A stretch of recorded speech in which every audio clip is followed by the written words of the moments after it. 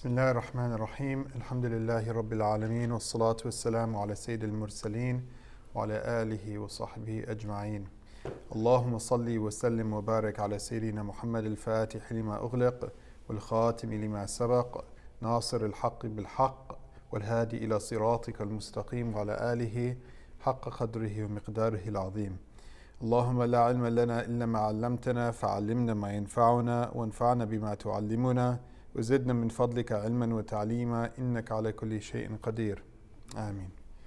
Assalamu alaikum wa rahmatullahi wa barakatuh. So today we continuing with our study of the essentials of Islamic faith, of Aqid, of our creed, and having begun in the last session with the personal attribute of Allah subhanahu wa ta'ala, the sifa or the quality, the attribute of His existence, and we spoke about what this means in relation to Allah subhanahu wa ta'ala. We spoke about how what Allah is entails that He is.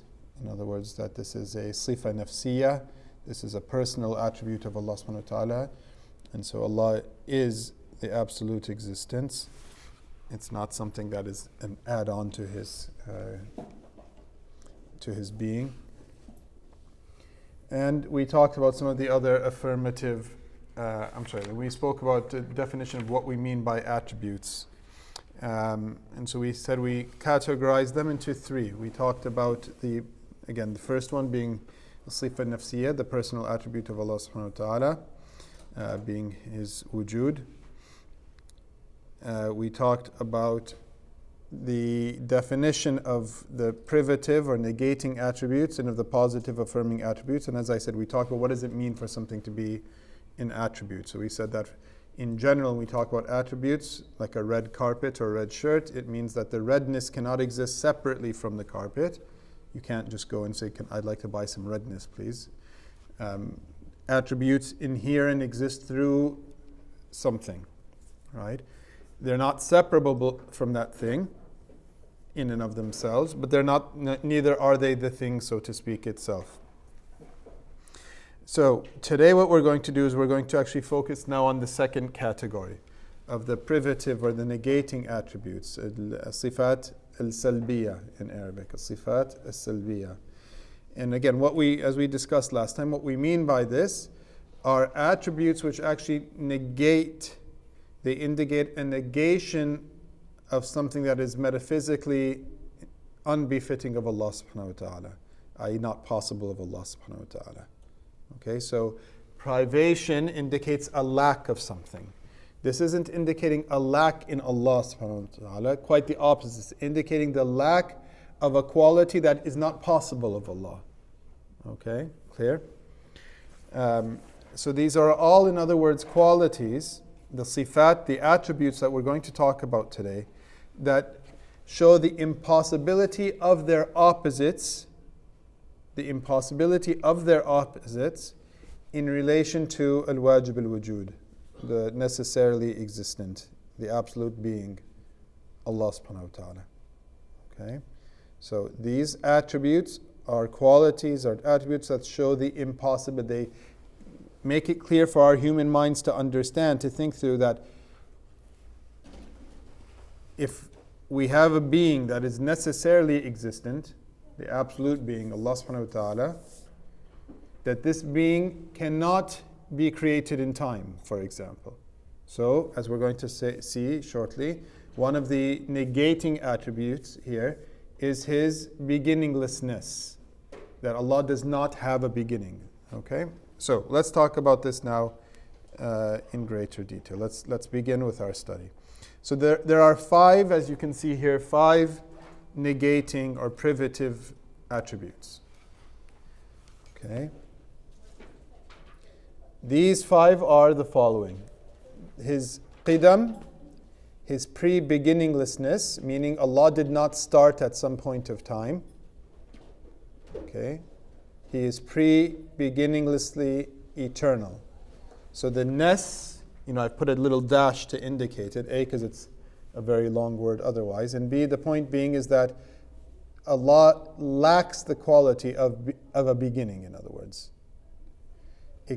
It's impossible for a being to be necessary, like Allah subhanahu wa ta'ala, meaning Allah, not like, meaning Allah subhanahu wa ta'ala, but we're speaking now just kind of in more abstract terms, and to have a beginning. So, a negating attribute is the pre-beginningless eternality of Allah. What does this mean? We're going to talk about it in a minute, so we'll leave it till then. His everlastingness, his baqa, which negates his having an end. Again, don't worry about writing the details of each of these terms down because we're going to be talking about them in greater detail. Okay, but his everlastingness, which negates his having an end. Okay. Number 3, his dissimilarity to created things. مخالفته للحوادث. His dissimilarity to created things. So this negates there being anything in existence at all that is like him. Okay, if you can imagine it, then it's not Allah. His self-subsistence, his قيامه بنفسه. Meaning, what does this negate? It negates Allah's existing through something else. Right? So again, remember we call these all negating. So each of these qualities negates some other quality. That's why they're called negative attributes. So this one negates Allah's subsisting, i.e. his existing by means of something else or through something else being a cause for his existence. Okay, you and I and everything around us exist because Allah brought us into existence. So our existence is dependent on Allah. Allah's existence is not dependent upon anything. This is what we mean by self-subsisting. Okay? And his wahdaniyah, his oneness.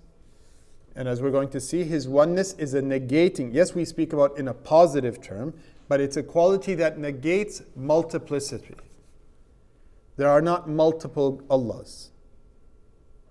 So oneness negates multiplicity. Okay? Neither in his being, as we're going to see, there's not multiplicity in his qualities, etc., etc. Okay, we're going to talk about this in greater detail. So just in simple terms here, I just want to make very clear that when we say negating attributes, this is to say that each of these 5 things, whether they're formed in term, whether the term itself in English or Arabic for that matter, has a negative like ness or not, that's not the point.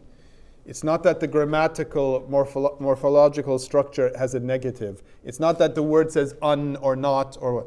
The point is the quality negates something else of Allah. It indicates that if you understand it, you know that Allah doesn't have a beginning. You know that Allah does not have an end. You know that Allah does not have anything comparable to Him. You know that Allah subhanahu wa ta'ala does not exist through anything else. You know that there is no multiplicity in His divinity. Okay? There is not, there is not, there is not, there is not, there is not. Do you see now why we call it, privative or negating attributes? Okay? So, having established this category and listed the 5, what we're going to do today is talk about them now in some greater detail. And we're going to talk about them in relation to both the Quran, i.e. what Allah subhanahu wa ta'ala has said of Himself through revelation,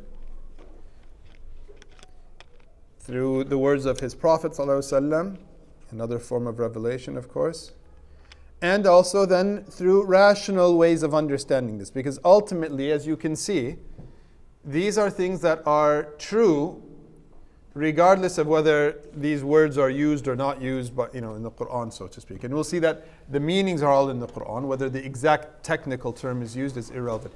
But they're also true if you simply reflect upon it, because they're metaphysically true. In other words, they cannot not be. You can't have wajib al-wujud. You cannot have a necessary existent, a divine being, and have these.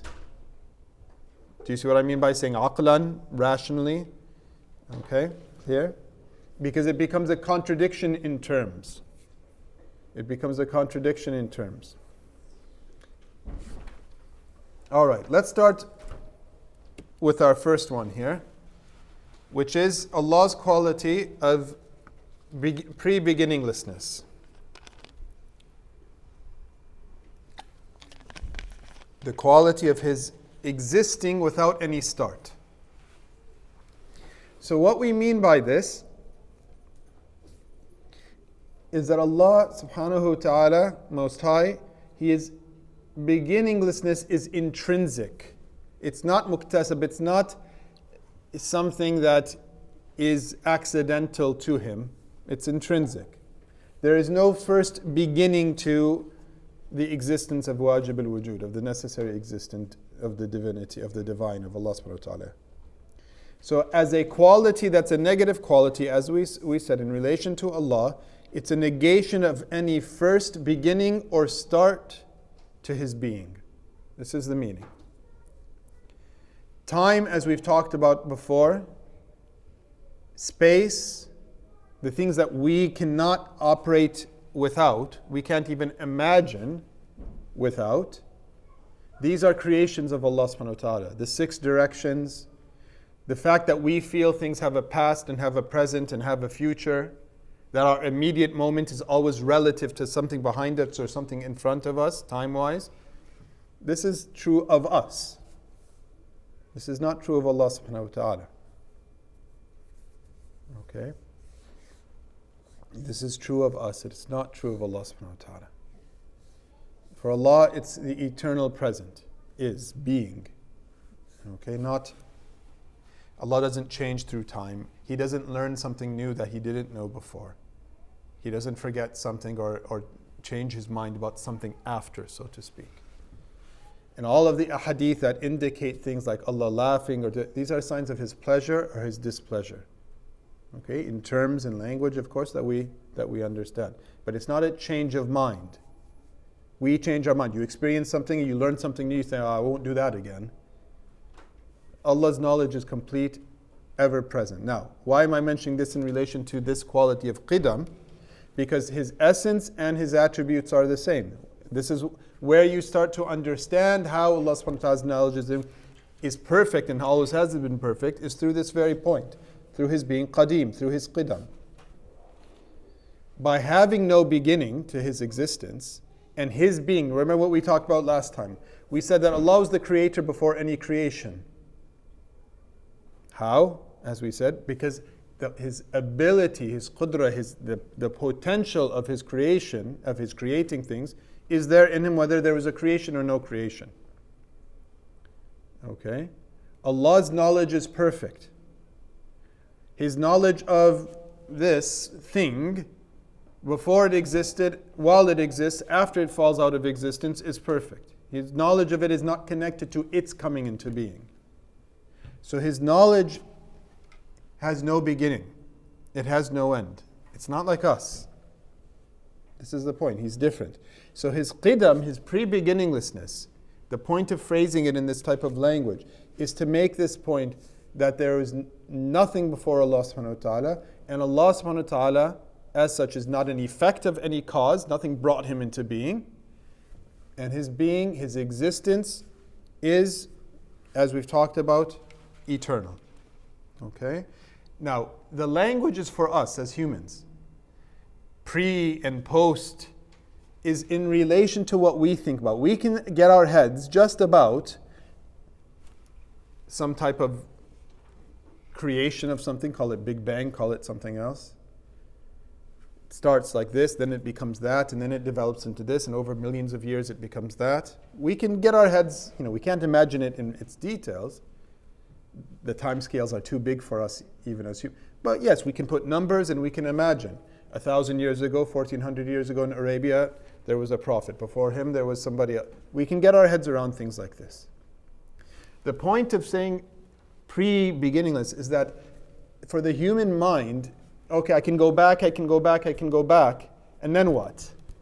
Because we are, by our very beings, enmeshed in the time and space continuum. The point is to say that Allah subhanahu wa ta'ala is before that. Pre all of that. There was no before for Allah. It's in relation to how we think. Eternality is eternality. But from the presence that our vantage point, if we quote unquote look back, The point is before that. And from our vantage point of humans, as we're going to see his other quality of everlastingness, that eternality is also after everything. So this is, in one sense, for us to understand. It's not some kind of add-on to Allah subhanahu wa ta'ala. Allah's eternality is His eternality. From our human limited vantage points of always seeing things in relation to our present, we speak about pre-beginning, we speak about His everlastingness, but eternality is eternality. Okay?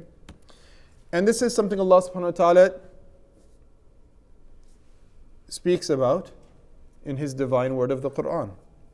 أعوذ بالله من الشيطان الرجيم هو الأول والآخر والظاهر والباطن وهو بكل شيء عليم. He is the first. These are names of Allah subhanahu wa ta'ala. They're reflected in what we're speaking about. The first, without any beginning. Okay?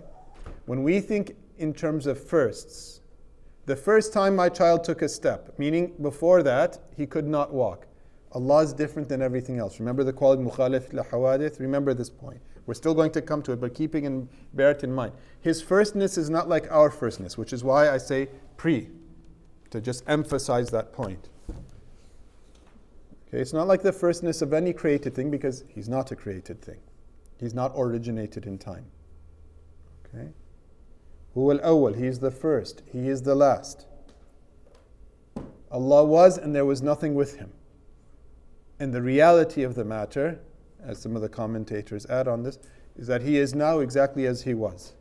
The reality of the matter, that is everything that we experience, even ourselves in these phenomena, our existence is not intrinsic. Allah's existence is intrinsic. Do you see? So His quality of being, our being is not like His being. He is different than everything.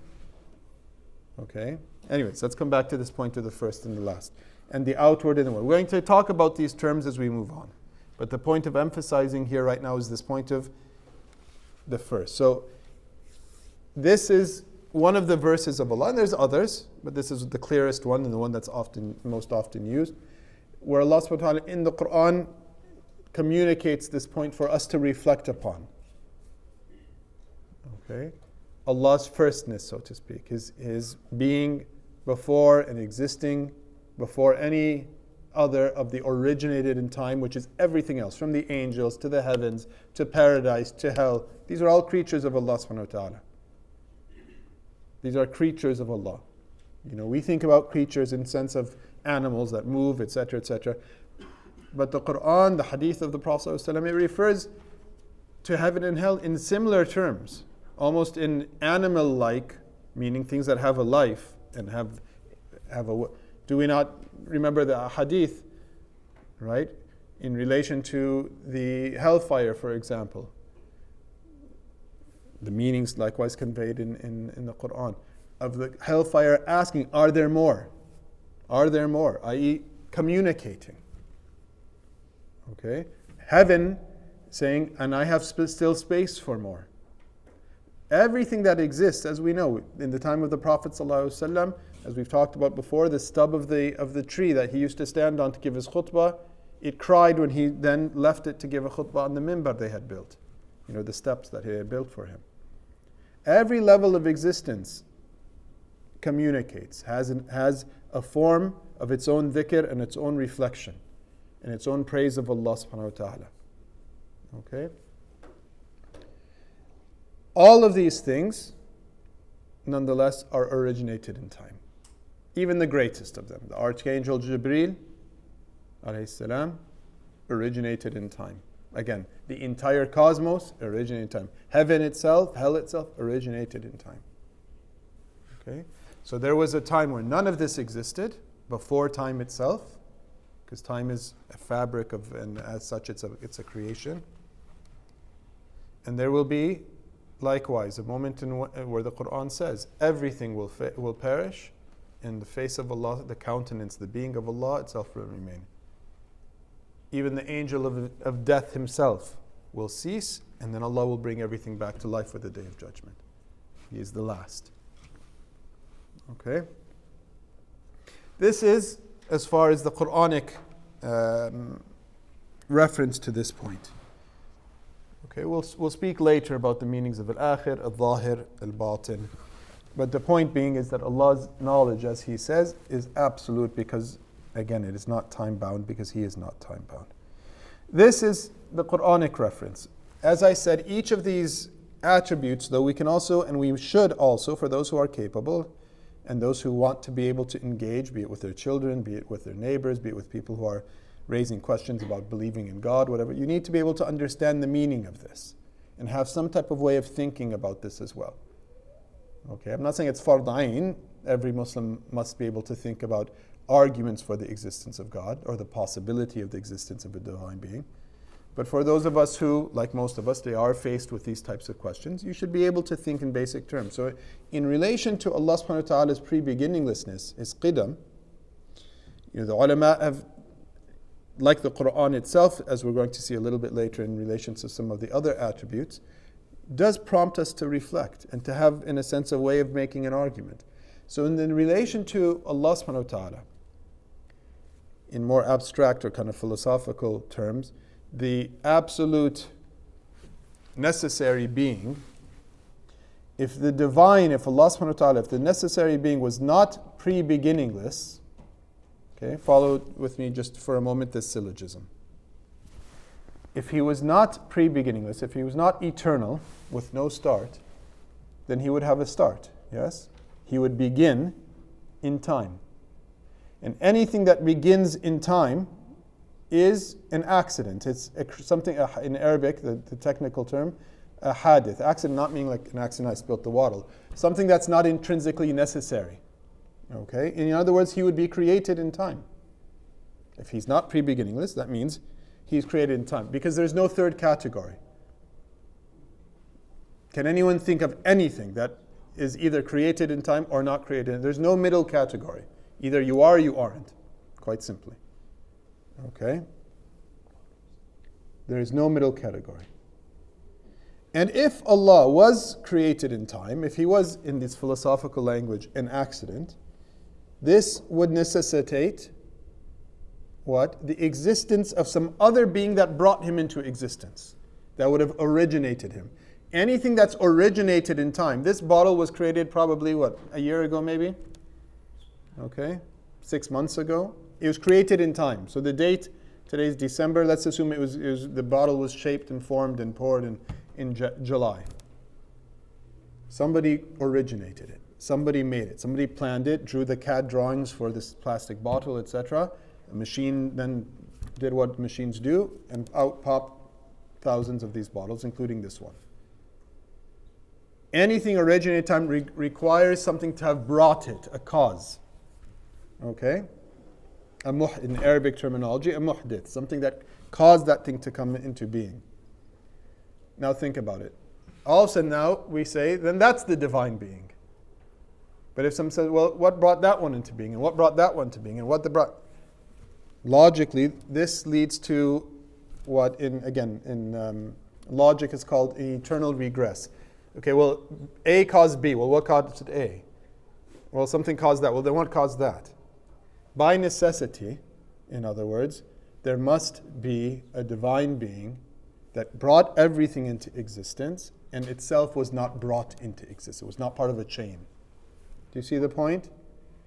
All things that are time-bound had something that made them. Allah subhanahu wa ta'ala is not time-bound. He's pre-time.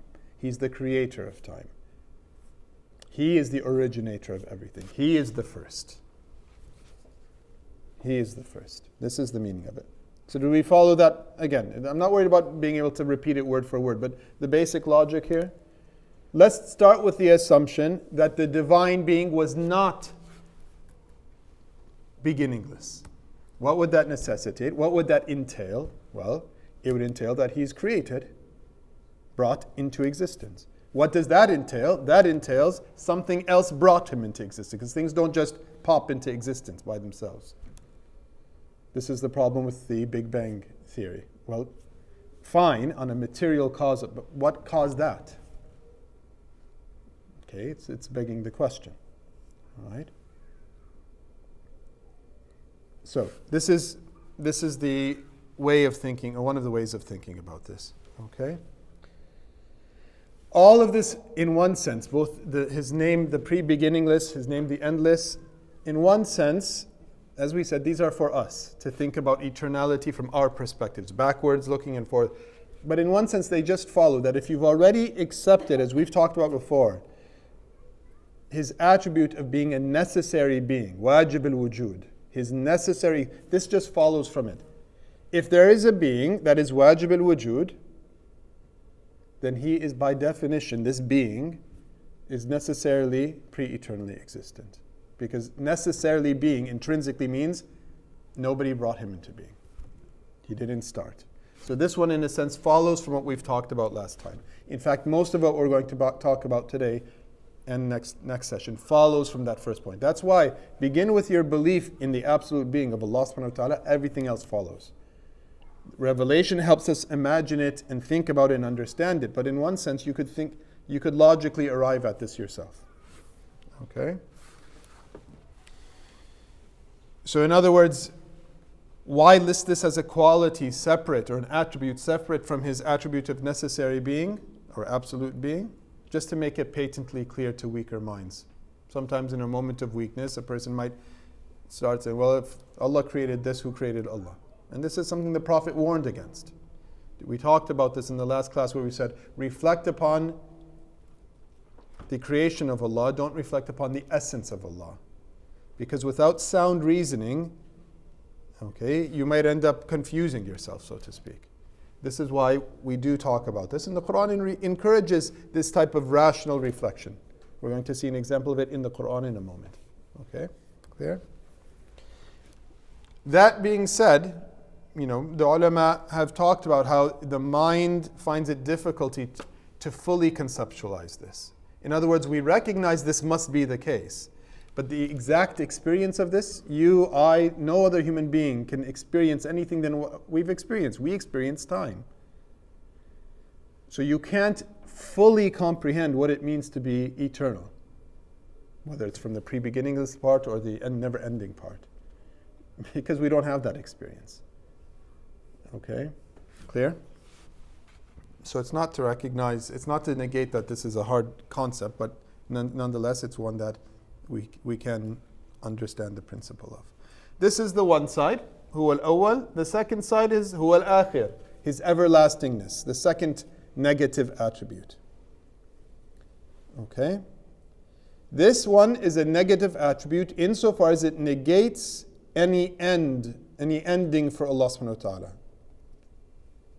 So one could say, in other words, this attribute of baqa, huwa al-awwalu, huwa al-akhiru, posits the impossibility of the end of his being. It's negating the possibility that his being could ever end. One day, every one of us in this room will not be here. Some of us might be 50 years, 80 years, who knows? Allah's longer, shorter, days, weeks, months, Allah only knows. Every physical thing around us one day will deteriorate, will fall apart, will disappear, will no longer. There'll be a day where this thing that was created, as we said in July, will no longer be a bottle. It might be little pieces of plastic, it might pass from that even into something else, but it won't be a bottle anymore. Kullu man alayha fan. Everything on the face of this earth is passing. Okay? Allah subhanahu wa ta'ala's quality is of baqa negates this for Allah subhanahu wa ta'ala. Okay? This quality thus negates an end to the necessary being. Again, if we've already accepted that his existence is necessary existence, this follows from it. It's a logical conclusion. Not even a conclusion, it's just a natural part of it. Necessary being means, again, no start, no finish. Because why? His being is necessary. In the language of Imam Tahawi, one of the early Muslims who wrote one of the first creeds, Aqidahs of Islam, he says, he is pre-existent without origin, he is eternal without end, he neither perishes nor does he cease to exist. Okay, very clear. This is the meaning. He neither perishes nor does he ever cease to exist. And this is the meaning of baqa. He remains. Everything else fails, everything else falls away, everything else has a lifespan, Allah remains. Okay? Again, the same verse, huwa al-zahir, huwa al-akhir. Okay? We have likewise another verse from Surah Al-Rahman that I've been already mentioning. أعوذ بالله من الشيطان الرجيم كل من عليها فان ويبقى وجه ربك ذو الجلال والإكرام. All that dwells upon the earth, everything in phenomenal existence. What do I mean by phenomenal existence? Everything that is created, phenomena, being it physical things, be it experiences of these things, these are all created. Okay? They're all other than Allah. Everything is perishing, yet still abides, this baqa, yabqa, the face of thy Lord, the countenance of thy Lord. And as many of the ulama have commented on this, there's a number of ways of interpreting the word wajh, but from the perspective of our Aqidah, what many of the commentators have said, that the wajh indicates the being of Allah subhanahu wa ta'ala. I mean, even in language, when you talk about someone's face, literally, that the face, in a sense, encapsulates, on a physical human level, the person themselves. I faced him. I faced off with him. That doesn't necessarily mean you put your nose on their nose. It means that you were on one side, they were on one side. It reflects the being of the person. And so this is what the commentators mention here. The being of Allah subhanahu wa ta'ala, of our Lord, majestic and splendid, abides. Okay. Again, we can think about this very simply and rationally, starting again with the point that we've already talked about in the previous class about his necessary being, his absolute being. Now, let us presuppose for a moment the opposite. Let's do what we did with the previous quality. If it was possible for the divine being, for Allah subhanahu wa ta'ala, to be in a state of non-existence, not to be baqi, but to pass, then by necessity the quality of his pre-beginninglessly eternality would also have been impossible. Why? Any being that's eternal is eternal both from our perspective, backward looking and forward looking. So if we negate the latter, we're negating the former because he's not eternal. Anything that passes must itself have been originated in time. This entails what? This entails that he would not be the necessarily existent, that there must be some other necessary existent. Okay? Did we not say that his personal quality? Remember we talked about three qualities? We said the first one, the personal quality, was that he is necessarily existent. So if we're going to negate this of Allah, if we're going to negate this of the divine being, then we end up in the same problem we ended up with the previous category. Then what brought him into time? Anything that has a limitation at its end has a limitation in its beginning. Okay? It's created in time. So in other words, any being whose pre-beginninglessness has been established, his necessarily being everlasting, his baqa is also established. So in another way of saying this, his quality of being al-akhir or al-baqi follows from the former two qualities of his being the necessary being and his being pre-beginninglessly eternal.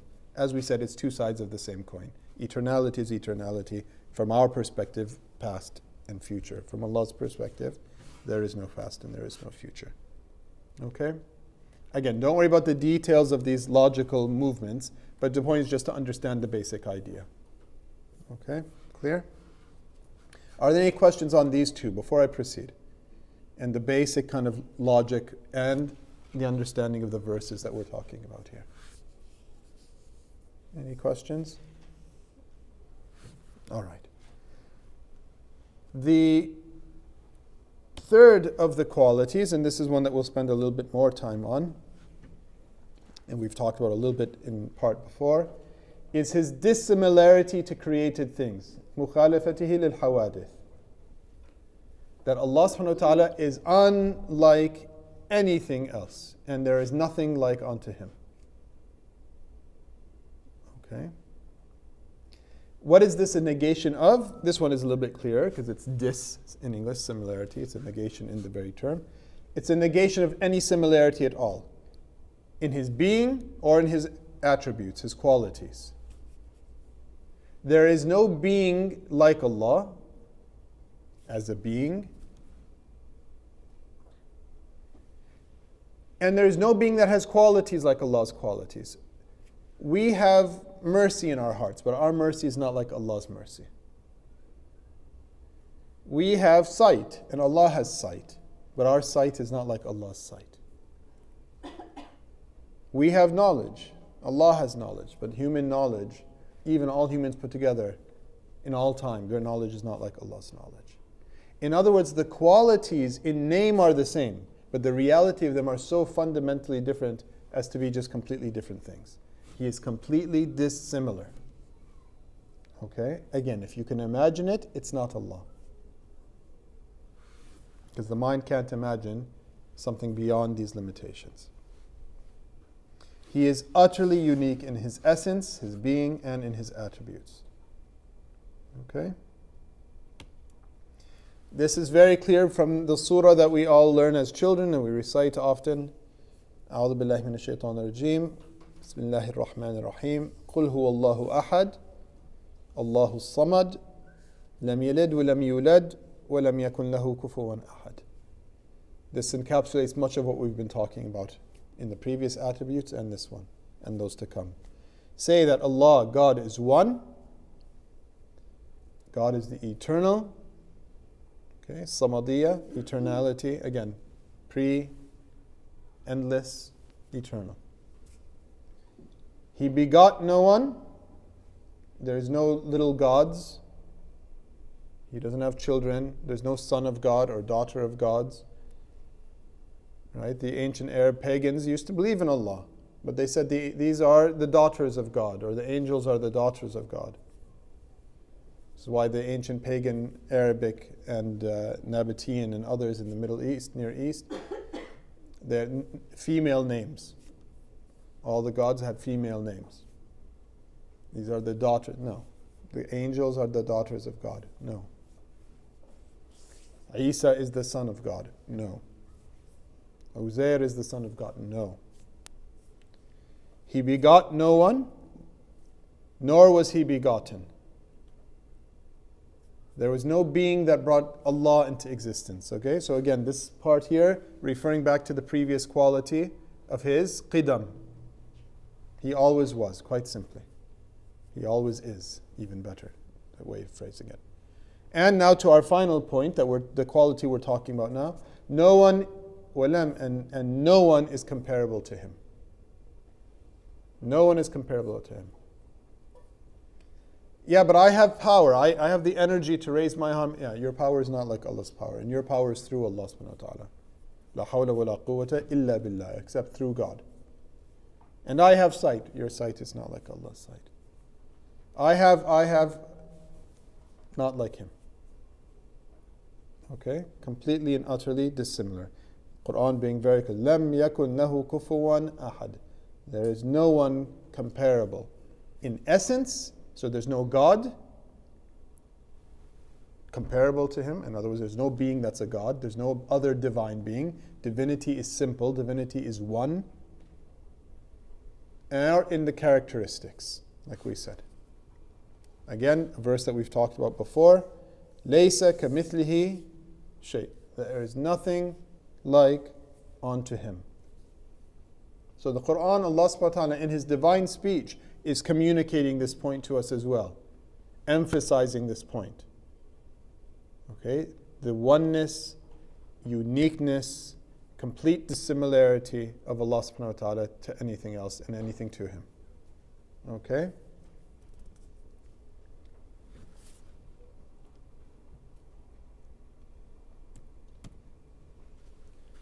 What does this mean? This point of dissimilarity then?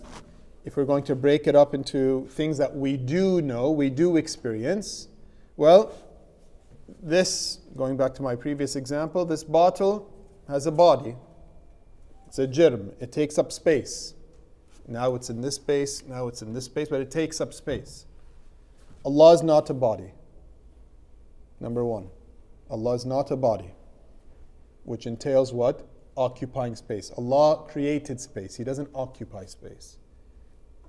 Right? So Allah cannot inhere in things. Because if he did, he'd be inhering in space. So God cannot be a human being. God cannot die on a cross. God cannot be in an idol.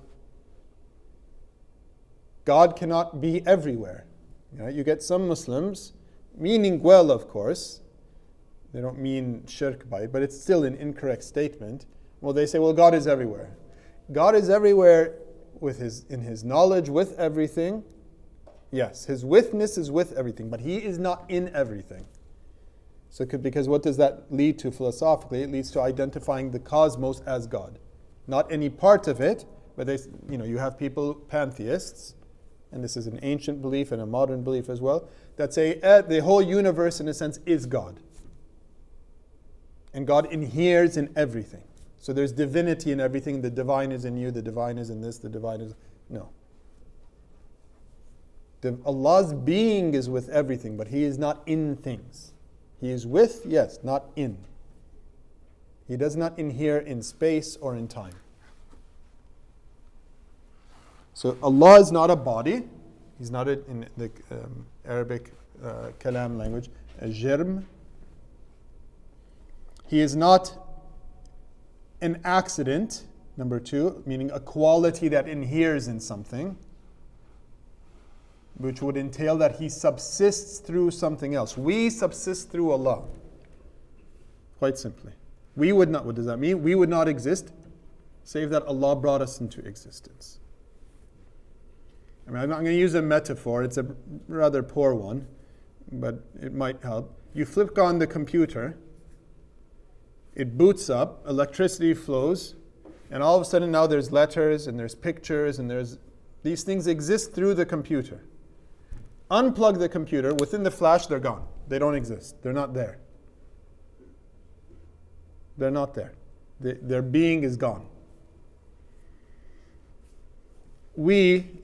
Again, I'm not trying to say we are like, Allah is like a computer, astaghfirullah, we are like but I'm just trying to make that point of what it means to subsist through something else. If not for the code and the physical screen and, you wouldn't see that picture, those words.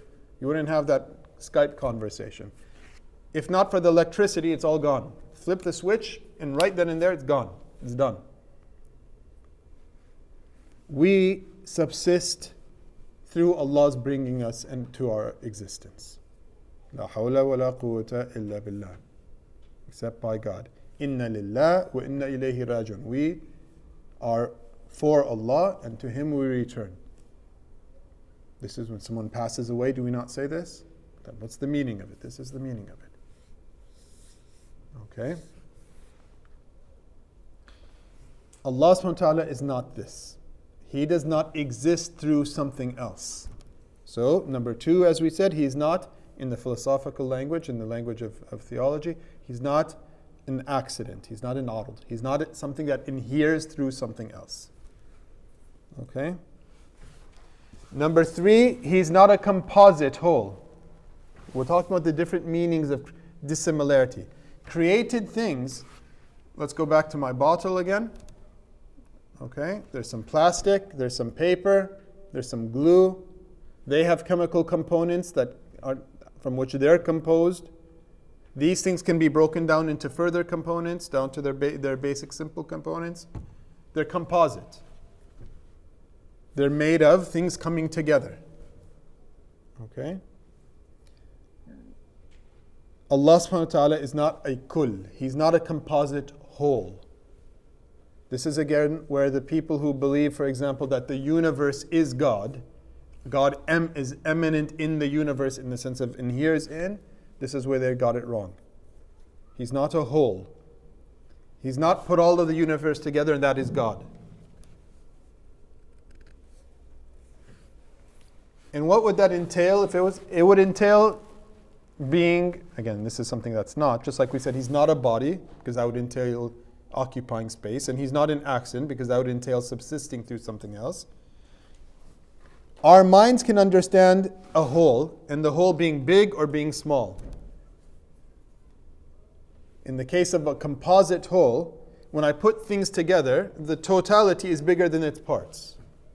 Right? If I get a wheel, I get another wheel, and I get a screw here and a pipe there, and I get a car. And the car is physically bigger than any of the individual components, logically. Allah subhanahu wa ta'ala, remember the point I mentioned a few weeks back? Someone says, well, if God is so great, can He make something bigger than Him? Well, He's not big and He's not small. He's not space-bound to begin with. So it's a meaningless question. Why? He's not composite. He's different than everything else. He's not a kull. He's not a composite thing. Only composite things are bigger than their components, so to speak. Okay? And He's not a part of a whole. He's not a part of a whole. He's in the kalam language, He's not a juz', a part. Okay? A part, again, entailing that it's smaller than the whole. So there have been some people throughout history who believe that, well, God is part of X or part of Y.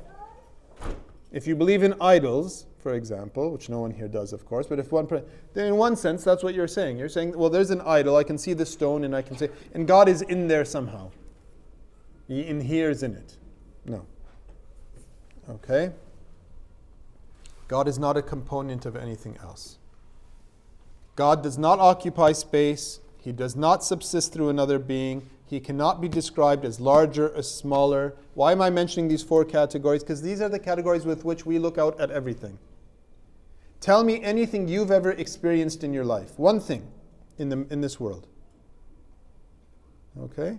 That doesn't have increase or decrease. That is not a material thing, a body, or a quality that inheres in a body.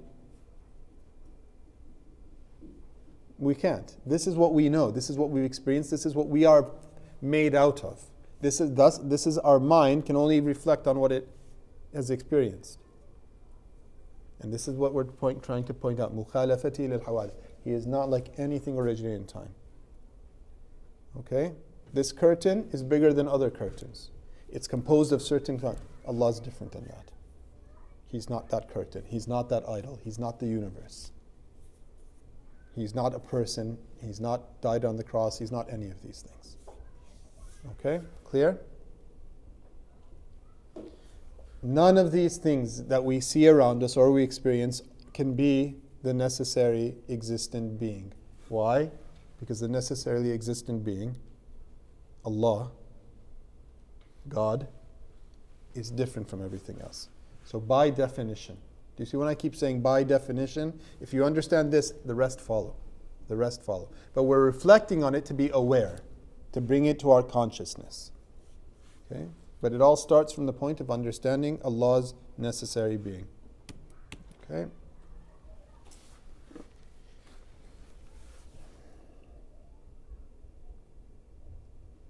So Imam Ghazali let me just end this one on a quotation from Imam Ghazali, rahimahullah.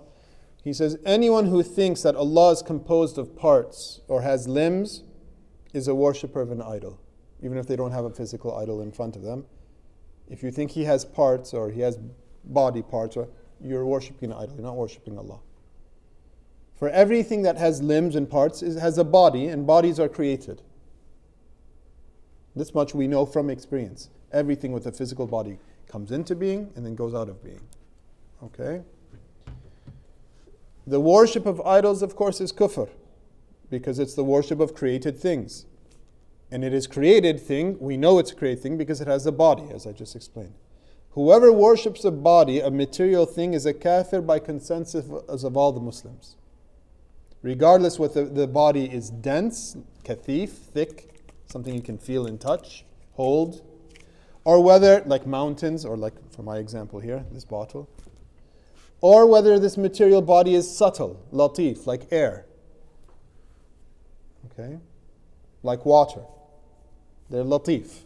Yes, there's a physicality, but it's not like the physicality of something solid, like a mountain, for example. Regardless, they're created things. Or whether the thing is dark, like the earth doesn't emanate light, or like the sun, which is radiant. Okay, so what he's trying to say here is that if this is how you think of Allah, you're thinking of an idol. Shaykh Muhyiddin ibn Arabi, one of the great Sufis of our ummah, spiritual and insight and systematizer likewise of the connection between spirituality and our Aqidah. He goes even further. He says anything, which is the point we've effectively been raising, anything you can imagine is an idol. Anything you imagine, if you worship that, you're worshipping an idol. So if you come to some conception of God in your mind, now we're coming to understandings of His attributes, it's not the same thing. But if you say, I now conceptualize God, you're still wrong, that's an idol. In the words of Imam Ghazali, the way Imam Ghazali is using the word idol, Shaykh Muhyiddin takes it a step further. He says, if you even can think of a concept of God, if you think, now I've got it, I understand God in His very being, no, you don't. It's not possible. You're worshipping a conceptual idol, even if it's not a physical idol. Okay? Clear? Now, I want to talk about one point here before we go on to the other qualities that gets raised frequently when people read the Quran or read the hadith of the Prophet ﷺ, which is words or verses of the Quran that seem to have a degree of ambiguity. Mutashabihat, they're called in Arabic. Okay? And this is based upon the Quran itself calling them these. So, if we just spend a moment here with this verse from Surah Al-Imran, أعوذ بالله من الشيطان الرجيم هو الذي أنزل عليك الكتاب منه آيات محكمات هن أم الكتاب وأخر متشابهات فأما الذين في قلوبهم زيغ فيتبعون ما تشابه منه ابتغاء الفتنة وابتغاء تأويله وما يعلم تأويله إلا الله والراسخون في العلم يقولون آمنا به كل من عند ربنا وما يذكر إلا أولو الألباب.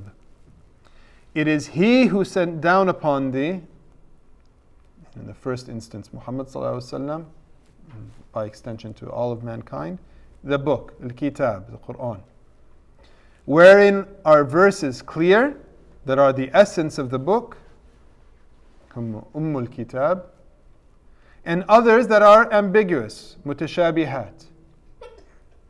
Okay.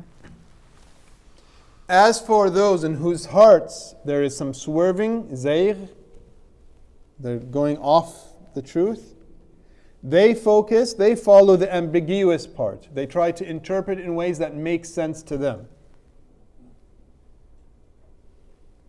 Desiring dissension, desiring its interpretation. And none knows its interpretation save only Allah. Because only Allah knows the reality, what did we speak about before? Of Himself. And those firmly rooted in knowledge, وَالرَّاسِخُونَ فِي الْعِلْمِ, they say, we believe in it, all is from our Lord. They confirm it, they believe in it, even if they can't get their heads around it completely. Why? Because nobody can get their head around Allah subhanahu wa ta'ala. So when Allah's speech is communicating something about, He's affirming a quality, He's affirming something about His being, we might get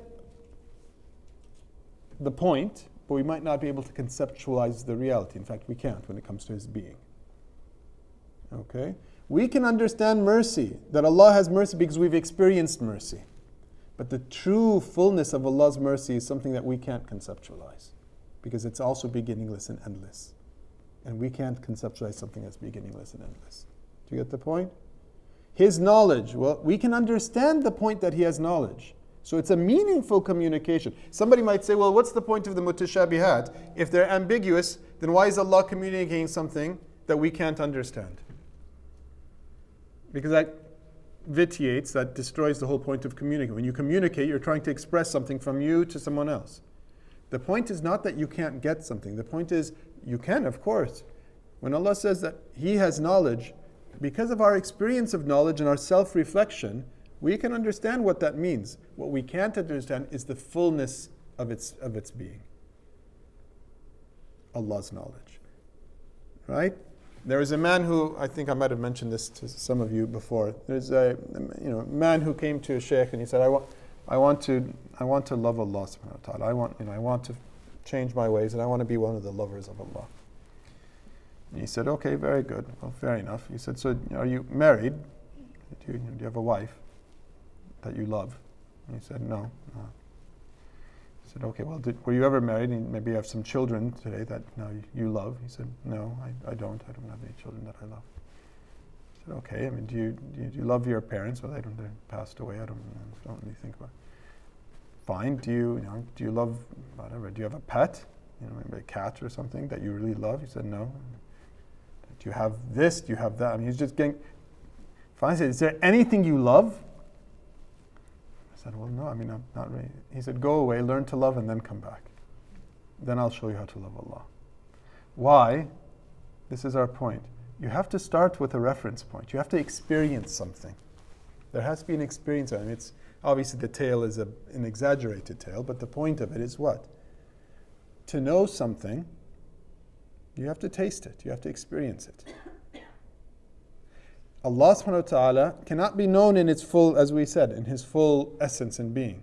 So we need a point of reference. His knowledge will reflect on your knowledge, mankind. His mercy, experience mercy, and then you'll be able to understand the meaning of what it means to have Allah's mercy. Not in its fullness and completeness, not in its trueness, but you can understand it. Do you see the point? So there is meaning in the mutashabihat. What I'm trying to get back to now is, if somebody raises the argument, what's the point of ambiguity in the Quran? Why didn't Allah make everything unambiguous? The ambiguity is a natural concomitant of His being and who we are, and us not being able to get our heads around His reality. But He's still communicating to us. And there's other parts of the Quran that are unambiguous. Alright? Numbers, when Allah subhanahu wa ta'ala, for example, talks about dividing inheritance, so the numbers there are very clear, they're unambiguous. 2 or 3 or 5 or 1/3 are unambiguous. Parts of the Quran are unambiguous. Believe in X. The command is unambiguous. Okay? The qualities of Allah that He communicates to us, they're ambiguous because of our incapacity, not because of Allah's being. Alright? Clear? So, towards this,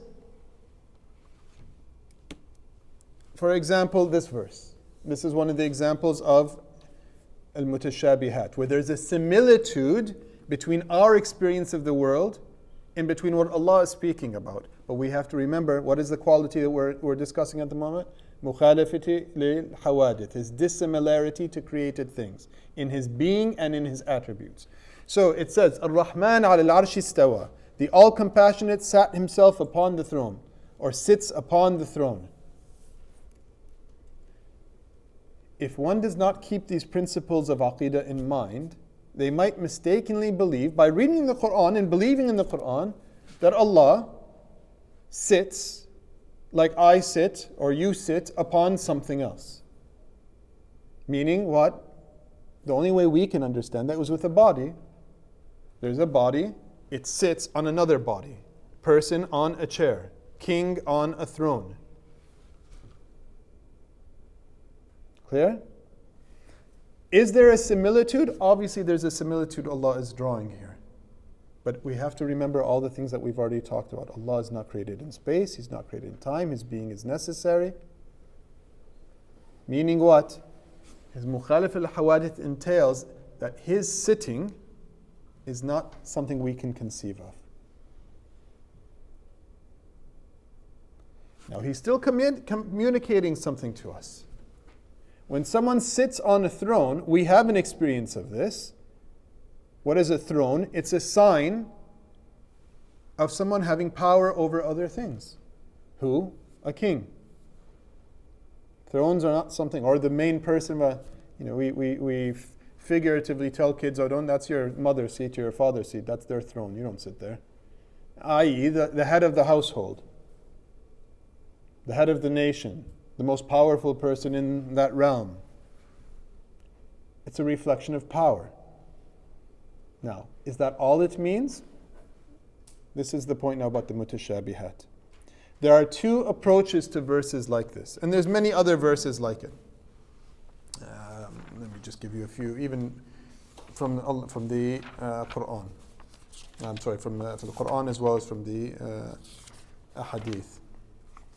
Just so I don't read them incorrectly here. So I've given you one example here. All right? Another one that I'm sure all of you are familiar with. Okay, a Sahih Hadith narrated by Imam Bukhari.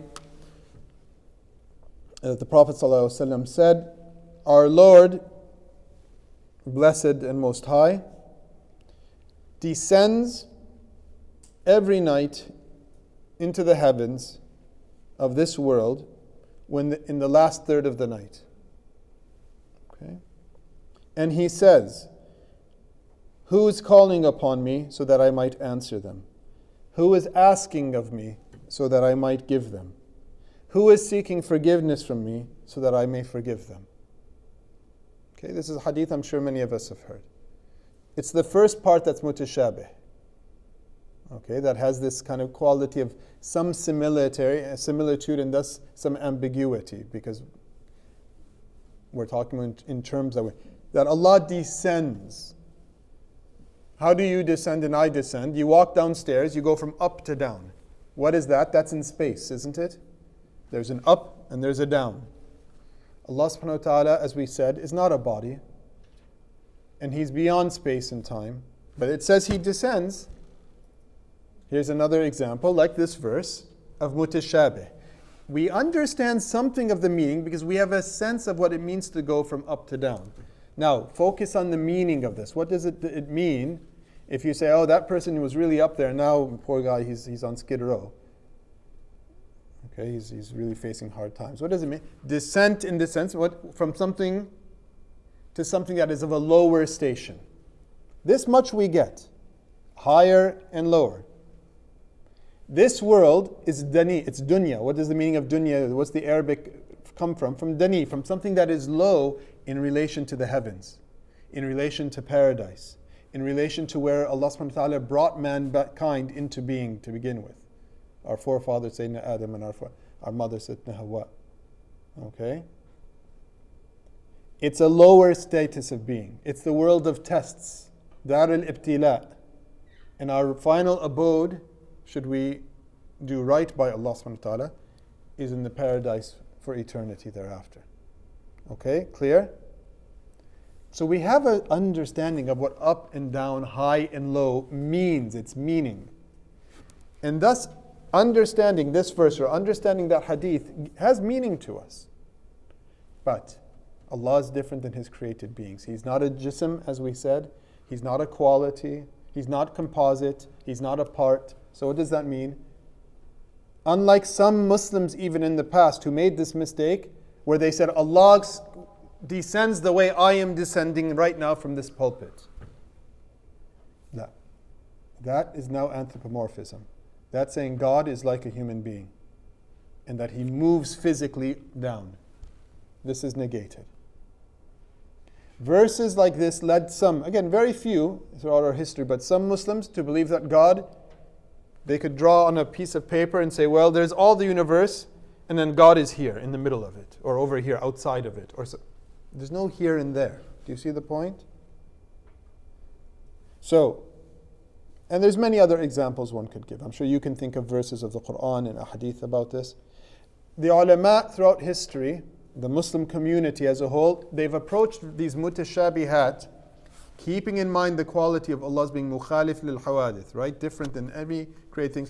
They approached it with two solutions. Two solutions. The first one, which is the way of the Sahaba and the Tabi'een and the early Muslims, is what's called tafweed. To leave to Allah the true meaning and to simply describe as Allah has described Himself without any further interpretation. Understanding something but not putting a spin on it. And not trying to get our head around the entirety of the meaning. Why? Because again, He's so different from, we can't. Okay? So tafweed is to leave the interpretation in the fullness of the meaning, not to try to put an interpretive spin on it, to Allah. This is what the Sahaba, this is what the early Muslims, they didn't interpret these things figuratively. Okay? So for example, someone came to Imam Malik, right? The founder of the Maliki school, the epitome of the school, one of the early Muslims, and asked about this very verse, al-istiwa. What does it mean? And so what is narrated from him is he said, al-istiwa, Allah's setting himself on the throne. This is غير مجهول. This is known. This is not unknown. We know he did. It's communicated to us in the Quran. وَالْكَيْفِ غَيْر مَعْقُولٍ. The how of it, how does it happen, is not something we can intelligize. We can't get our head around the true reality of it. وَالْإِيمَانُ بِهِ وَاجِبٌ. Belief in it is compulsory. وَالسُّؤَالُ عَنْهُ بِدْعَةٌ. And asking about it is an innovation, is a bid'ah, in the negative sense of the term. What's he saying? He's saying in the time of the Prophet, people didn't sit around and going, "Oh Messenger of Allah, what does that how does God sit on a throne?" Or wait a minute, you just said he descends. I mean, what is his descending like my descending? They understood what they understood from it without trying to get their heads around the essence of Allah. Because to answer this or that requires understanding the essence of the being of Allah, and you can't. Understand enough, which is what? In this, that Allah, whatever the reality of the throne is, Allah's power is supreme. The reality of this, we believe in it as He revealed it. In the hadith of the Prophet, He descends into... What does it mean? Understand enough that He's going to seek for those who are asking after Him, answer the du'as of the people. In other words, He's engaging with us. He's manifesting His rahmah, His mercy, His forgiveness. The exact how of it, don't try to get your head around, because you can only get your head around it if you understand, if you get your head around the essence of the person who is thus descending, so to speak. Okay? The meaning is clear enough. Not in its totality, but it's clear enough. This is the point. Okay? Now, this was the way of the early Muslims. A second method that the ulama also developed, especially as Islam spread throughout the world, it came up against other religious traditions. It came up with cultures of people who perhaps were a bit removed from the culture of the Prophet ﷺ, and they had questions, and not answering them wasn't good enough for them. So the ulama, the second one is ta'wil, which is figurative interpretation. Ta'wil, the second method, approach to the ambiguous verses, is figurative interpretation. Meaning what? Not any random figurative interpretation. We're not doing, I read Bronte and I think that the novel really is talking about this. No. It has to be an interpretation of the verse or of the hadith along the lines of a meaning suitable for Allah subhanahu wa ta'ala. Non-literal understanding. Now, as you can see, it's not actually 100 miles removed from tafweed, from the first. But the difference is the mufawwid, someone who does tafweed, is like Imam Malik. We know it's true, we don't know the how of it, we believe in it, and we don't bother arguing about it. That's tafweed. Ta'wil, which is something that Imam Ghazali and many of the other later Muslims did because of the reasons I mentioned, even if they felt that leaving it to Allah is better, and they did, but they interpret it because of the need to interpret it. Okay? And so, for example, when the verses speak about the hand of Allah subhanahu wa ta'ala, they interpret that as the power of Allah. When they say that when it's said that Allah subhanahu wa ta'ala خَلَقَ الْإِنسَانَ عَلَى صُورَتِهِ, Allah has created man in His image, in the image of Allah subhanahu wa ta'ala, they don't say that Allah has an image. They say what this means is that like Allah has sight, we have sight, though our sight is different. He has knowledge, we have knowledge, though our knowledge is different. This is what it means in ala suratihi. So in other words, interpretation is a tool that we can use when people's faith is not strong enough. You live in a culture like we did today where people are overly rationalistic. Yeah, but what does that really mean? And so you need to put their minds at rest just so that their heart can come alive. Otherwise they stay up here instead of living where you're supposed to be living. Okay? But as we said, the interpretation has to be something possible of Allah. So like we said, the hand of Allah, they say, look, before you get any wrong ideas, it's not a hand like my hand. It's not a human hand. Well then what kind of hand is it? Just have tafweed. Well yeah, but what kind of hand is it? They can't get out of this. So you say to them, it's a symbol of Allah's power. Is that not true? It is true. When Allah is over the throne, that does not reflect power? It absolutely does. But without discussing the how, we just affirm a quality that is suitable for Allah subhanahu wa ta'ala. Those who don't need it, it's better not to interpret. Those who need it, we use this tool. Is this understood? So this goes back again. What are we talking about? Ambiguous, meaning what? That there's words being used about Allah that seem to be like words about humans or about some other creation. Go back to where we started from. Remember this point. Allah is different than everything created. Now, I come across the ambiguous verses. I understand that His descent is not like my descent. His sitting on a throne is not like my sitting on a chair or on a throne. His hand is not like my hand. That should be good enough for us. Understanding what we understand without trying to understand the essence of Allah. My mind's not happy enough with that. I have a cousin who's arguing with me. My Christian neighbor or atheist neighbor is debating. Then just simply interpret. That puts their mind at rest. Because the interpretation is not wrong. It's just not the fullness of it. That's all. Do you see the point? Okay. Now there is a third way that the ulama of the heart talk about. They say tafweed is, yes, correct. Ta'wil is possible when necessary. But the third way is you can come to understand this. You understand it through the heart, spiritually. Be with Allah. Allah will unveil meanings that you're not going to learn from a book. Be with Allah. Have a true life with Allah subhanahu wa ta'ala. You will get to know Allah.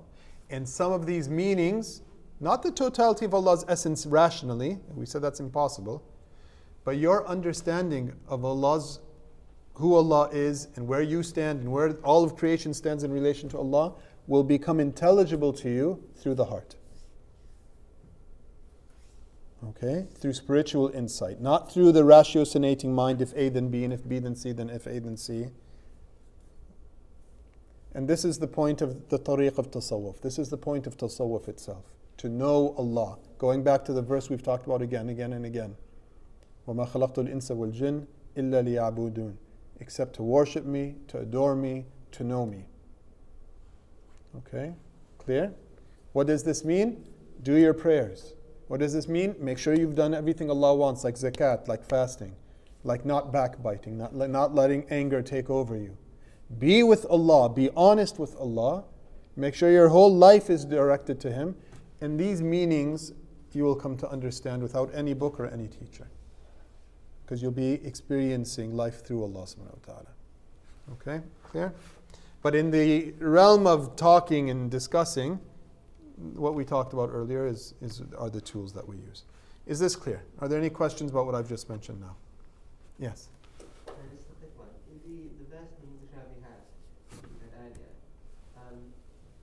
it talks about hearts swerving and they follow the evidence parts. Isn't that what we're doing by using these secondary interpretations? Interpretation? No. The difference between this and what this, this criticism, as it were, desiring that they're doing it desiring dissension. This is different than somebody who would rather do tafweed, who would rather be with Allah and be with His book, but because of the nature of people they're dealing with today, or the limitation of people's ways of thinking, they interpret in a way that is true of Allah without claiming that this is the totality. What this is talking about is people who seek out the ambiguous. They leave the clear and they just seek out things in order to cause dissension in the community. Like what? Like what happened with the munafiqeen in the time of the Prophet ﷺ. All the stuff that's clear they left aside, and then they start trying to poke holes in the Quran through these ambiguous parts. Well, what does that exactly mean? It's a little bit like the story as well, not directly, but a bit like the story of Bani Israel with Sayyidina Musa with the cow. Slaughter the cow. Well, what kind of cow? What color of cow? Had you just done what you've been commanded to do, it would have been accepted. Don't seek out the ambiguities in order to, in one sense, try to argue with Allah subhanahu wa ta'ala. Or worse, again, people who their hearts are full with doubts, or they don't believe, but they put on the appearance of belief, and then they seek these verses out to sow doubts in the hearts of others. This is what this is referring to. Hearts that are swerving, desiring dissension. As far as trying to understand in a way that puts the mind at ease so you can then have a life that gets on with it, with Allah subhanahu wa ta'ala, this is where the realm of ta'wil comes in. But again, as we said, it's not like a piece of art where you say, you go to the art museum and somebody splashed some red paint and drew a little box and you say, what's your interpretation of that? You say, well, I think that reflects the struggle of man with the universe. And someone says, I think that's a sign that he was really hungry. And then the third person says, that's a sign of war. And everyone just interprets it completely, and then everyone claps and say, you're all right and you're all not right at the same time. That's not ta'wil. Ta'wil has to be something that is true of Allah, that we know of Allah, and the interpretation of the hand or of the descent or of the sitting is befitting what we already know truly, not adding an extra meaning. We know Allah is all-powerful. So when it says, for example, that the heart of the believer in the hadith of the Prophet is between the two fingers of Allah subhanahu wa ta'ala, when he was asked, when he made his dua, Ya muthabbit al-khulub, O you who causes hearts to be firm, thabbit qalbi ala dinik, confirm my heart upon your religion. And he was asked, O Messenger of Allah, why are you asking this? What? And he says, the hearts of the man are between the two fingers of the All-Merciful. The person understood from this. It can go, when something is between, it can be turned. So you're making dua to Allah, firm, make my heart firm. Don't make me disbelieve. Now, how does Allah's fingers move or not? It's not like when I'm doing this. I'm doing this to convey a meaning. But it's not this is what Allah is doing. Do you see what I'm trying to get at? So the interpretation is something you can already implicitly understand. The difference between tafweed and the ta'wil is to say, and that's how Allah's fingers are or not. We don't go into that realm.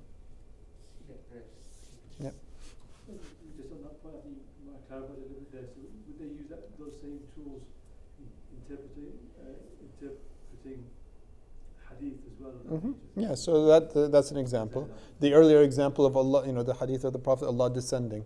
Anytime it's at the point, any speech that's revelation, Quran or through the Prophet, that makes it look like Allah is like His creation, we use these two tools. Or, like we said, the third one, which is the highest one. Which is not a tool, so we say that's how you come to understand. All right, so in short, Allah is dissimilar. Yes, there's a question for ladies.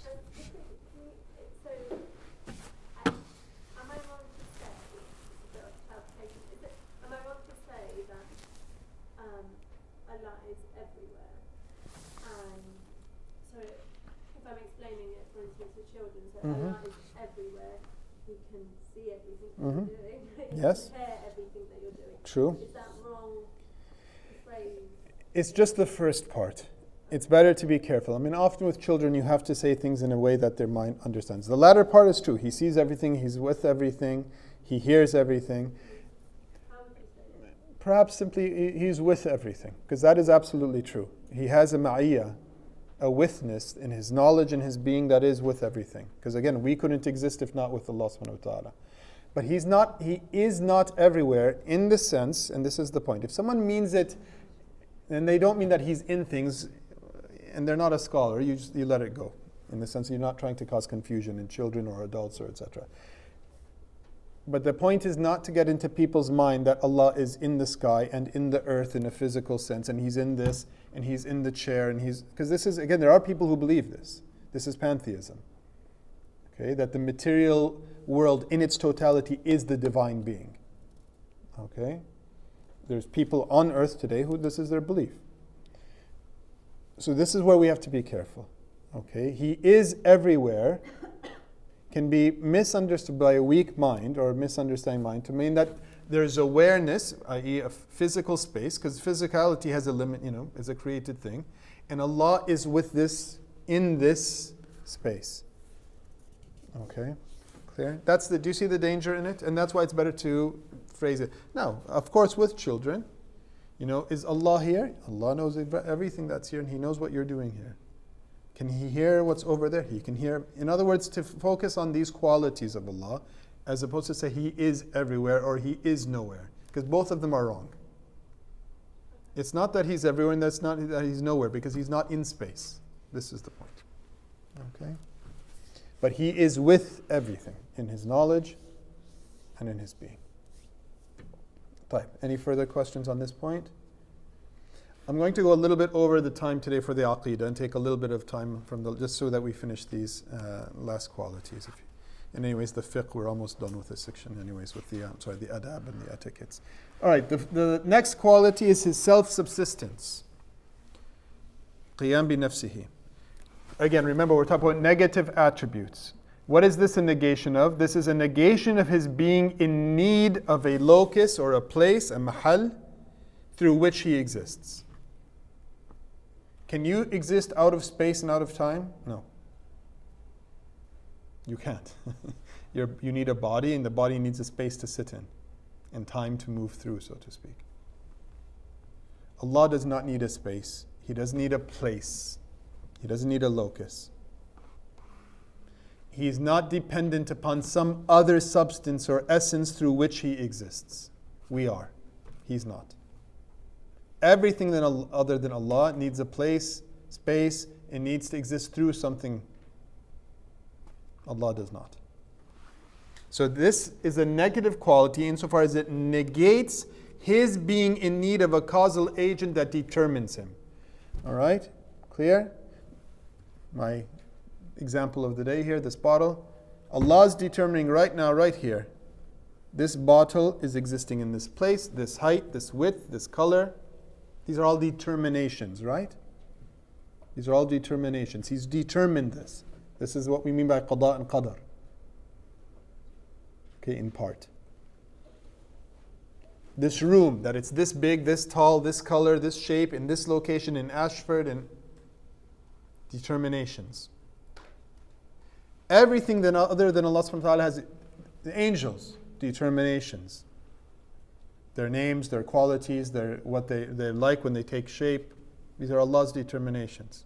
Their light, which is a created thing, determinations. Heaven and hell, the qualities that we read about in the Quran, are determinations. Do you understand what I mean by determinations? Right? Some big, some small. Allah determined this. This is His qada and His qadar for that thing. Allah is not in need of anything that determines Him. This is the point. He exists in Himself. This is what we mean when we say intrinsically. His being is intrinsic. It's not dependent on something else. Kan Allah wa la shay'a ma'ah. Allah is, was, and nothing was with Him. Okay? He requires no locus, no place. He requires no cause. This is what it means. These are, if you want to remember 3 key terms, or 2 key terms, no place, no cause. No determination. Okay? Contrast this with us as just take us as example, human beings. Okay? Your essence as a human being, your essence requires a causal agent that determined your existence, that brought you into existence. On a short-term level, your mother. In the effective, bigger meaning of the sense, Allah subhanahu wa ta'ala, in the true sense. Okay? You have a space. You're sitting right here. He's sitting over there. She's sitting over there. That's as far as your essence. Your attributes. Some of us here in this room are tall. Some of us are short. Some of us could use with losing a little bit of weight, maybe. Okay? I'm only looking at myself. These are qualities. These are attributes. That weight requires a locus. Right? Some have dark hair. The darkness requires a locus. It requires the hair to inhere in. Remember we talked about qualities? Not for Allah. Not for His essence, not for His qualities. There's no place for them. Okay? Clear? There's no determiner of them. Nobody came and said, Allah will be merciful. I'm going to make Allah merciful. Do you understand? There's no determiner. We have determinations. That camera has determinations. It's flat, it's wide, it's 6 feet tall, it's whatever. Not Allah. And this is the meaning of this verse from Surah Al-Baqarah. أعوذ بالله من الشيطان الرجيم. الله لا إله إلا هو الحي القيوم لا تأخذه سنة ولا نوم له ما في السماوات وما في الأرض من ذا الذي يشفع عنده إلا بإذنه يعلم ما بين أيديهم وما خلفهم ولا يحيطون بشيء من علمه إلا بما شاء وسع كرسيه السماوات والأرض ولا يؤوده حفظهما وهو العلي العظيم. Okay? God, Allah, there is no deity, there is no divine being but Him. The ever living, Al-Qayyum, the self-subsisting. Neither slumber nor sleep overtakes Him. All that is in the heavens and in the earth belongs to Him. Who is there that can intercede with Him except by His leave? He knows what is before them and what is behind them, but they do not comprehend. This is right what we've been talking about. They do not comprehend any of His knowledge except what He wills. His throne extends over the heavens and the earth. It does not weary Him to preserve them both. He is the Most High, the Tremendous. Different than everything else, subsisting through Himself. Is this clear? Tying why we're mentioning this verse in relation to these negating qualities. Okay? Again, on a rational level, very simple. I'm going to keep it simple, but just to the point. If Allah required a determiner, okay, in other words, if He was not free from needing determination, what would that entail? If He was not self-subsisting, it would entail that He requires someone to determine Him. And that being would require something to determine it. And we go back to the infinite regress again. So who determined what first? Allah's the first, without any beginning. He is the last without any end. Okay? Clear? Again, just a simple way to, when someone thinks, well, who created this and who created this? By necessity, you come to a point where it makes no rational, no metaphysical sense in the world of being, in other words, not to have a necessary being. Okay? Clear? So, this is the meaning of self-subsistence. Al-qiyam bi nafsihi. The final quality, and we'll end with this one today, these are the 5 that we wanted to talk about, is His wahdaniyah, His oneness. Okay? As Allah subhanahu wa ta'ala says in the Quran, وَإِلَهُكُمْ إِلَهٌ وَاحِدٌ لَا إِلَهَ إِلَّا هُوَ الرَّحْمَنُ الرَّحِيمُ.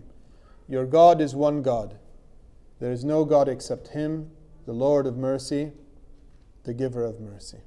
Ar-Rahman it's been translated, Ar-Rahman Ar-Rahim. Okay, or from Surah Al-Anbiya, أعوذ بالله من الشيطان الرجيم لو كان فيهما آلهة إلا الله لفسدتا فسبحان الله رب العرش عما يصفون. If there had been in the heavens or earth any gods but Him, both the heavens and earth would be in ruins. God, Lord of the throne, is far above the things that they say, that they describe Him. Literally, yasifun is to describe. Again, notice, trying to use our minds to delimit. So going back to the quality of oneness, some of the ulama of Aqidah, like Imam Sawi, he mentions that only humans are actually capable of kufr by claiming there is more than one God. He says, or negating His oneness. No other creature does this. The angels, by definition, can't have kufr. The natural world praises Allah in its very being. It doesn't have the kind of ratiocinating mind that could lead them to this. And Imam Sawi says, even the jinn do not associate with Allah. There are kafir jinn, but their kufr is for other reasons. Their kufr is not about associating. He's only man, he says, has this quality, as it were, not bad quality, of trying to associate with Allah subhanahu wa ta'ala. In other words, to vitiate His oneness. Okay? Now, what does this oneness, we're talking about the negating qualities. What is it negating? It's negating a number of forms of multiplicity. So, this will be the last of our main points here today. Oneness negates multiplicity connected to His essence. What did we talk about before? Remember we said that Allah is not composite. He's not made up of bits and parts. So it's negating, oneness negates that His essence is composite. There's not multiplicity in Allah's being, because that would entail that Allah is a composite of other parts. His oneness negates a multiplicity separate from Him in His essence, namely that there is a peer or a counterpart or an equal to Him. So, this verse of the Quran we just read is talking about this. If there had been in the heavens or the earth any gods but Him, so imagine for a moment that there was two gods. I mean, it's impossible as we said, but let's follow, the point is to make a logical argument.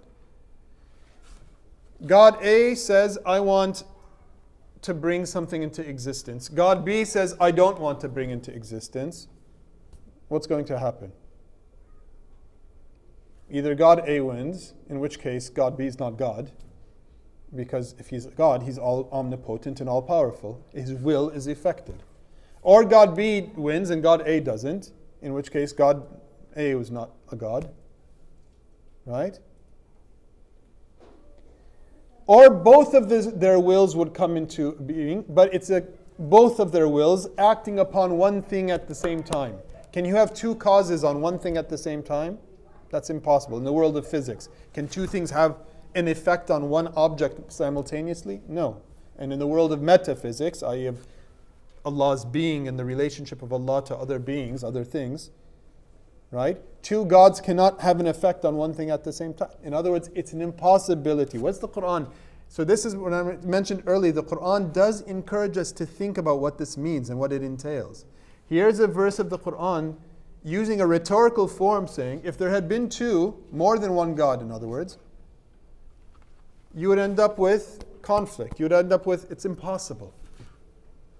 So to go back to our point, oneness negates a multiplicity separate from His essence. In other words, God A and God B. That there's Allah and then there's Allah Junior, or Allah something else, or another name. Not possible.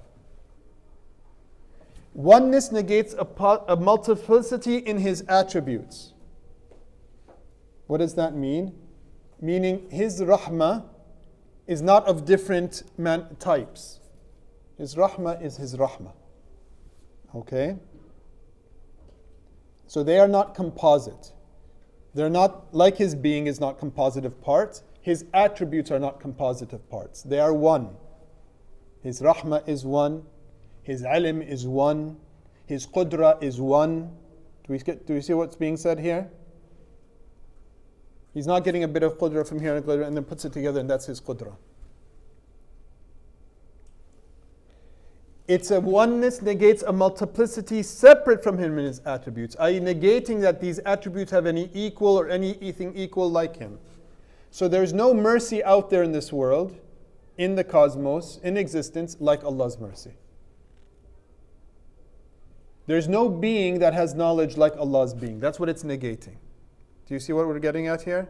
And how it connects to some of the previous things that we've talked about? And it negates, finally, His oneness negates a multiplicity separate from Him in His actions. Meaning that Allah subhanahu wa ta'ala created the earth. He determined that, this young lady here is sitting here today. There is no being that also determines these things. There's no multiplicity. These are His actions. We are actions of Allah subhanahu wa ta'ala. We are of His actions. Kun fayakun. Be, and it is. He had a will that something existed, us, right now in this room, and it's through this will and His power that it's affected. There is no actions separate from Him. This is what it means. Okay? So divine oneness is a negative quality insofar as it negates all these levels of multiplicity. Okay? Clear? Do we understand what this is saying? Quite simply, when Allah wills something, for example, on the level of actions to exist, He executes His will through His omnipotent power. We are, in that sense, an execution of His will and His power, in every sense of that. Okay? Clear? So, to review very quickly, let's go back and close on this point, take a small break, and then get into the second session. We said that Allah has 5 negating attributes today. We talked about His qidam, His pre-beginninglessness, His everlastingness, His baqa, His mukhalafat al-hawadith, His dissimilarity created things, qiyamihi bi nafsihi, His self-subsistence, His existing not through something but His being intrinsically existent, and His oneness. And His oneness in His being, His oneness in His attributes, and His oneness in His actions, quite simply. Right? If you remember from oneness, these 3 things. If you're taking notes, 1 in His being, 1 in His attributes, and 1 in His actions. There is no being like Allah, He's one. His attributes are not composite and multiple, they are simple. Multiple in the sense of His rahmah is one, His power is one, His knowledge is one, His sight is one. And 1 in His actions, in His executing His will through His power. Nobody else can do it, nobody else can bring other things into existence. Now, the actions are multiple. There's you over here, and there's the chair over there, and there's a car outside. These are all actions of Allah subhanahu wa ta'ala. But His enacting will, power, bringing into existence His action is one. It's His and His alone. Yes? The question in sababiyya, when you have the means of something, that what we're saying here that Allah's oneness in His action, that precedes that. Then Allah presents those asbab for us for, conception of birth or, anything. When I gave the example of a mother and a child, you mean? Yeah, these are actions of Allah Himself. The mother is an action of Allah. The child is an action of Allah. The birth is an action of Allah. Right? Material and immaterial things. So we have thoughts. Are our thoughts material? No. I can't pass my thought off and hand it over to you. Okay? But it's a creation of Allah subhanahu wa ta'ala. It's one of His actions. Okay? Clear? So when we talk about causality, and this is the point we'll close with, just since you've raised it, the ultimate cause in the Aqidah of Ahl Sunnah wal Jama'ah, the true cause, not just ultimate, the true cause of everything is Allah. You could not be here against the will of Allah. Try it. Doesn't work. Okay? But in our worldly, time-bound and space-bound experience of things, of course we experience the causes and effects. Our Aqidah of Ahl Sunnah Jama'ah as Muslims is that the cause, what we call a cause, is actually what we talked about a few weeks ago, which are habits of nature. Allah created them, but He created the fact that the fire burns the thing. It's not intrinsic. The fire didn't burn Sayyidina Ibrahim. It burns by His creating the burning. Yes, it happens so many times that we do and we should rely upon that fact. So you don't put your hands into a fire. Okay? The Prophet, Sallallahu Alaihi Wasallam, the Sahaba used to forbid one another from going to areas where there was the plague, for example, illnesses. Why? So you don't carry it and bring back and cause everybody to die. The plague doesn't kill people, Allah kills people. But only a fool disregards Allah subhanahu wa ta'ala's creation of that causality. It's His creation of the causality. Okay, do you see the difference? So in everyday language, yes, absolutely. You can say, here, take some medicine, this will get rid of your headache. Take a walk, you'll feel better. Exercise every day and you'll have less problems with you'll be able to carry your grandchildren when you get older. This is cause and effect. There's no harm in saying this. I don't feel well, go see the doctor, he'll tell you what to do. Cause, effect. But with the knowledge that the effect is only truly caused by Allah subhanahu wa ta'ala in its reality. Not just in some kind of A leads to B, B leads to C, so like some kind of chain. No, in the very thing itself, Allah is the creator of the healing. That's why He's the healer, not the doctor, not the medicine. Allah is the healer. So you take the medicine, and what do you make the dua before you take the medicine? And while you're taking the medicine, after you, oh Allah, heal me. Because the medicine is not the healing. It's the worldly agent, so to speak. Because we think in terms and experience the world in terms of agency. But Allah is the true agent. Alright? So He's one in His being, He's one in His qualities, and He's one in His actions. And the whole world is an action of Allah subhanahu wa ta'ala. Okay? Any questions before we pause here? Right, we'll take a small break, inshallah ta'ala, and then we'll continue with our last session of the etiquettes and spirituality of Islam. Just to be a reminder as well that today is the last session for those who are leaving now, if they're not going to attend the second session. We'll have a 3-week break, and we resume is on the 12th? The 12th of January. Okay? So just keep that in mind, inshallah. Sallallahu baraka ala sayyidina Muhammad wa ala alihi wa sahbihi. Just for the benefit of the brothers and sisters, there is cake in the back, inshallah. Just go for the homemade cake of yourselves.